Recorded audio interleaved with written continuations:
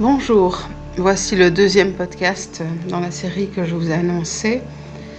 Et dans celui-ci, on se pose la question de: a-t-on besoin d'un maître, d'un coach, d'un guide, quel qu'il soit?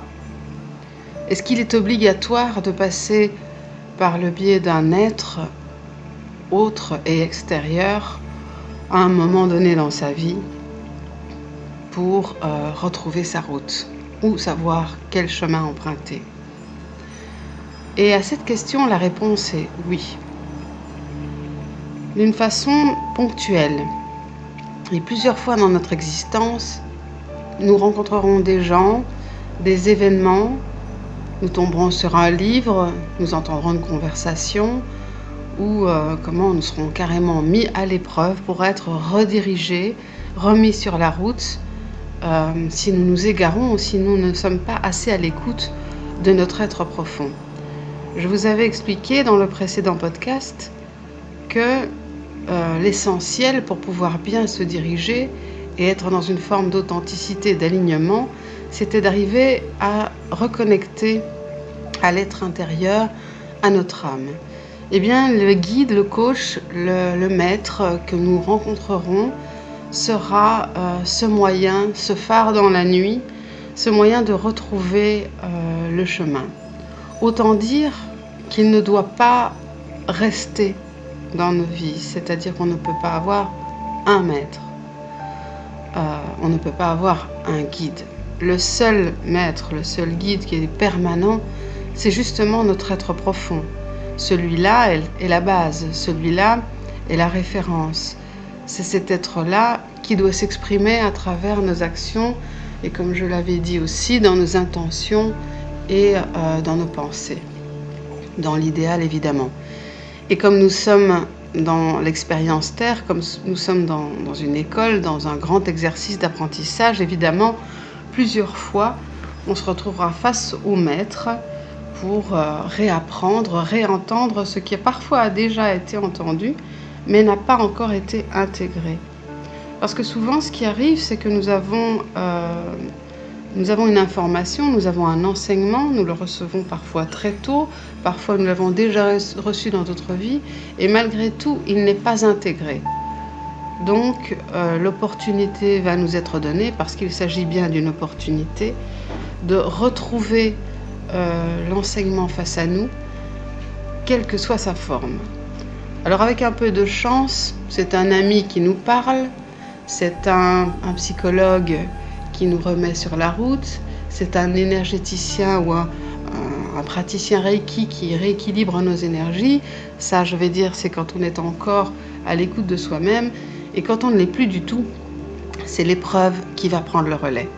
Alors ça peut être une maladie grave, un cancer, évidemment, c'est souvent à ça qu'on pense quand on pense à maladie grave, mais à tout ce qui peut être physiquement invalidant, ponctuel, ça peut être aussi une grippe, un gros rhume, ou alors vraiment quelque chose d'invalidant, et ça peut être aussi un accident de voiture, un accident grave qui nous remet totalement, nous réaligne et nous remet dans l'essentiel.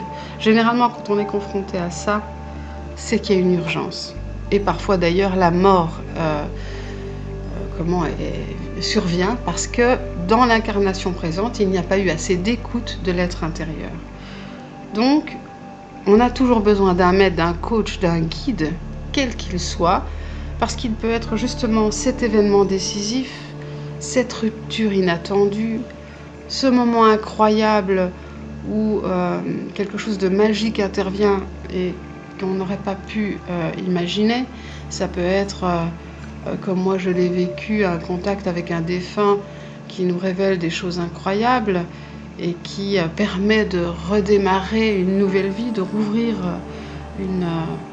un nouveau pan de l'existence. De toute façon, quoi qu'il arrive, il y aura un moment, une résonance dans le réel. Pourquoi ? Parce que le monde reflète, comme je l'avais déjà expliqué, reflète notre intériorité, là où nous en sommes en fait. On ne peut pas ignorer où nous en sommes, puisque le monde nous répond en nous renvoyant justement des rencontres, des nouveaux amis, des anciens amis qui s'en vont, qui ne sont plus adaptés, des événements, des maladies. Le monde nous répond.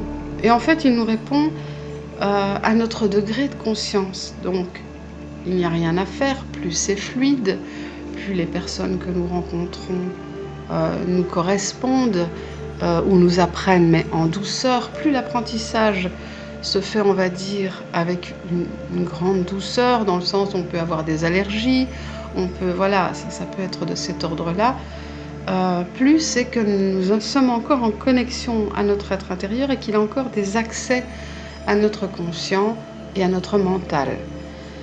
Évidemment, l'inverse, plus on entre dans une forme de violence où les choses s'engramment, se durcissent, et dans la dureté, plus il y a des choses à comprendre qui ont une difficulté à passer, à arriver à la conscience.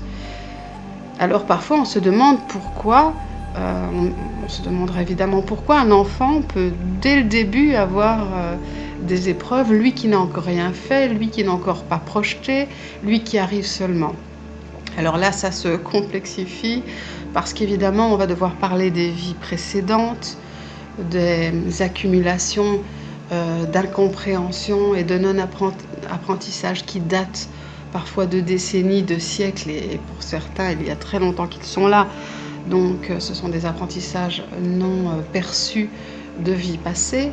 Parfois, ce sont des personnes, des enfants qui viennent pour que les autres comprennent quelque chose. Donc, il y a une idée de je vais naître et je vais partir très tôt et vous grandirez parce que vous comprendrez toute la valeur de la vie.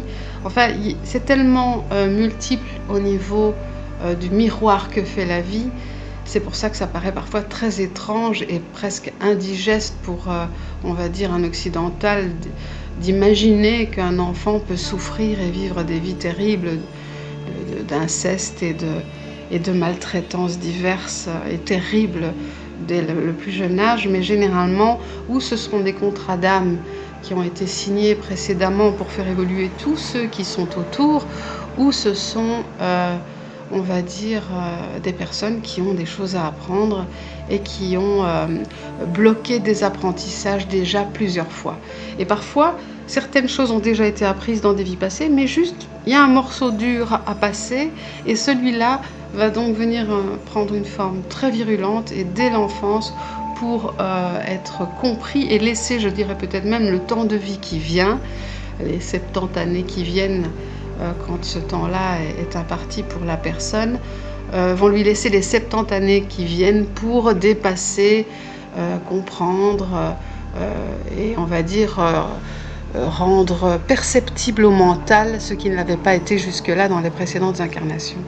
Donc voilà, en fait, à tout moment, la vie est un guide, la vie est le maître, la vie est le coach, en fait, de tout, puisqu'à tout moment, il nous donne le moyen d'accéder à un enseignement à travers quelqu'un ou à travers les événements tout simplement de notre existence et des rencontres même d'un livre sur lequel on tombe, ou comme je vous ai dit, d'une expérience particulière qui nous révèle des mondes insoupçonnés.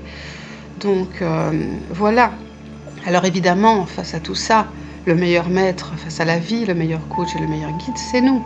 Parce qu'à partir du moment où nous sommes vraiment conscients de la résonance du monde face à ce que nous sommes, à partir du moment où nous sommes vraiment capables de prendre à bas-le-corps notre destinée, de nous sentir responsables et, on va dire, d'ajuster à chaque fois que la vie nous parle et nous donne des indications importantes, dès qu'on peut percevoir le langage du monde et de l'univers, et le langage divin, on va dire, à ce moment-là, on entre en interaction et on peut ajuster, et on devient donc son maître, son coach, son guide propre.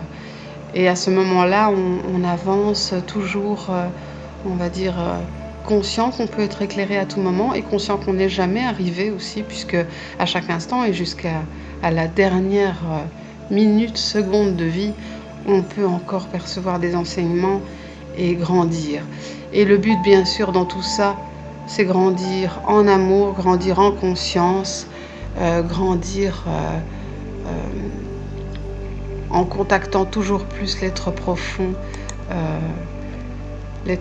qui est en nous et qui essaye de s'exprimer par tous les moyens et de nous montrer la voie par toutes sortes de biais. Donc j'ai envie de vous dire, soyez attentifs, tout autour de vous, tout vous parle, et vous êtes votre meilleur maître, votre meilleur coach, votre meilleur guide finalement. Voilà, une bonne journée à vous, et donc je vous ferai encore des podcasts de ce style. Merci.